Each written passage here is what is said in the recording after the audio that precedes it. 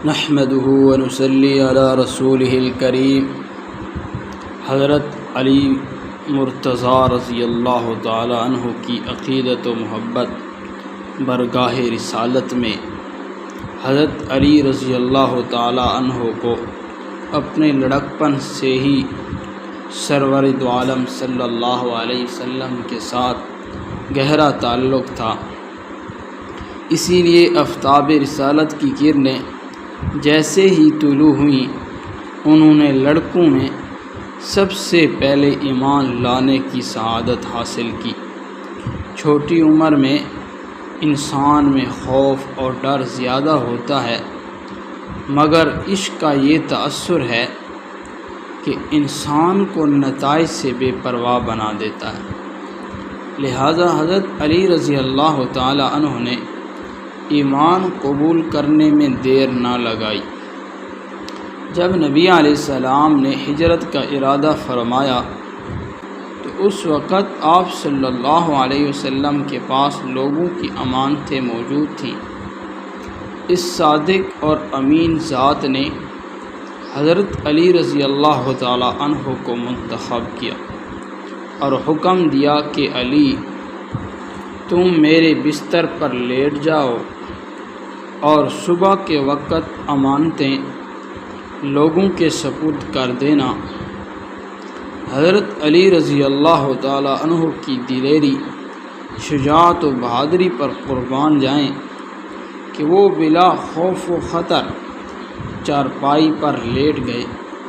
نبی علیہ السلام کے حکم پر جان کی بازی لگا دینا ان کا محبوب مشغلہ تھا۔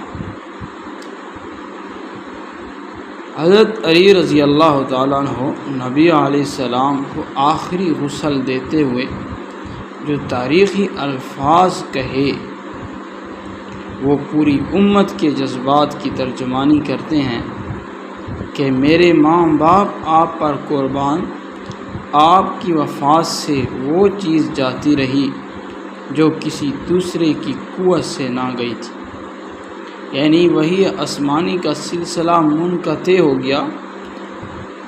آپ صلی اللہ علیہ وسلم کی جدائی عظیم صدمہ ہے۔ اگر آپ نے صبر کا حکم نہ دیا ہوتا اور آہوزاری سے منع نہ کیا ہوتا تو ہم آپ صلی اللہ علیہ وسلم پر آنسو بہاتے، تاہم درد کا درماں اور زخم کا علاج پھر بھی نہ ہوتا۔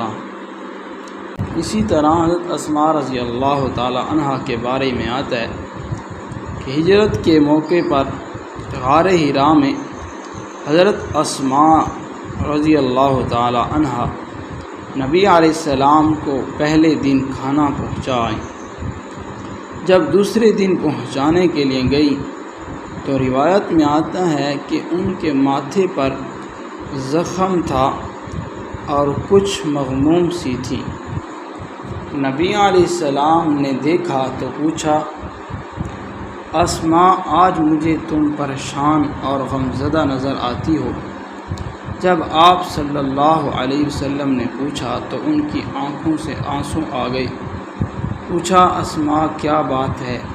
عرض کیا، اے اللہ کے محبوب صلی اللہ علیہ وسلم، کل جب میں آپ صلی اللہ علیہ وسلم کو کھانا دے کر واپس گئی تو راستے میں ابو جہل مل گیا۔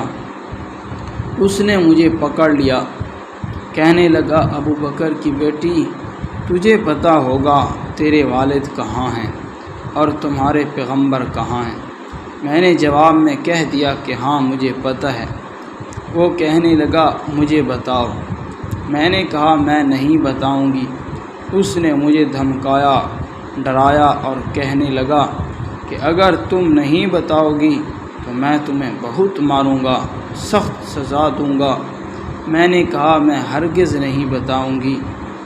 اے اللہ کے محبوب صلی اللہ علیہ وسلم، اس نے مجھے ایک دم زوردار تھپڑ لگایا تو میں نیچے گری، پتھر پر میری پیشانی لگی، اس میں سے خون نکل آیا اور میری آنکھوں میں سے آنسو نکل آئے۔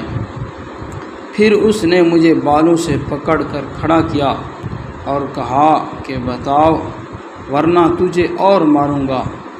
اے اللہ کے نبی صلی اللہ علیہ وسلم، میں نے اسے کہا ابو جہل میری جان تو تیرے حوالے، مگر محمد عربی صلی اللہ علیہ وسلم کو تیرے حوالے نہیں کروں گی۔ یہ ہے خواتین اسلام کی محبت و وفا کی مثال۔ جان ہی دے دی جگر نے آج پائے یار پر، عمر بھر کی بے قراری کو قرار آ ہی کیا۔